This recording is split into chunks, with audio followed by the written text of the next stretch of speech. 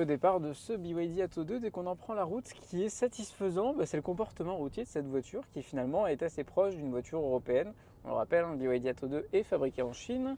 Une grosse batterie devrait arriver prochainement, une batterie de 60 kWh en courant d'année, avec une recharge beaucoup plus rapide et peut-être une fabrication en Europe, en Hongrie, et il serait donc éligible au bonus écologique. À savoir que s'il ne l'est pas, la version coûtera 35 990 €, un delta de 4 à 5 000 € avec la petite batterie. Ce ne sera pas franchement très intéressant pour le gabarit de ce véhicule, car même si l'autonomie est faiblarde sur le papier, elle consomme très peu en ville et ça c'est une excellente surprise.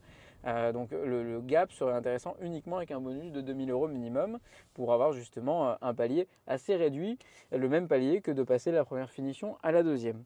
Le véhicule est assez sain à l'usage, la direction est précise, peut-être un tout petit peu trop assistée électriquement. En revanche, on sent bien le véhicule, les suspensions font un excellent travail de confort et de maintien.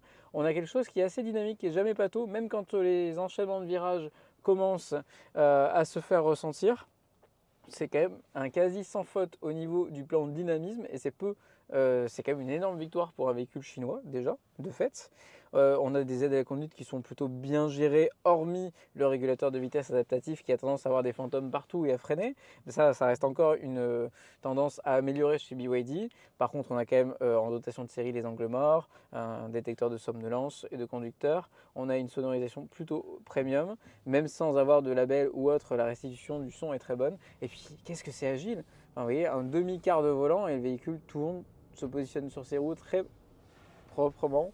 On n'a jamais d'excès de grippe sauf en mode sport. On peut rouler tout le temps en éco, on aura toujours la puissance nécessaire.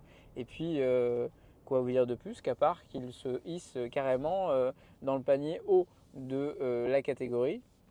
Car tout simplement aujourd'hui sur le marché et sur le segment, il y en a peu qui font aussi bien entre agilité, performance, prix, tenue de route et de conduite. Donc voilà, c'est un quasi sans faute, mis à part ce petit grief qui est la capacité de recharge, mais plus encore que l'autonomie.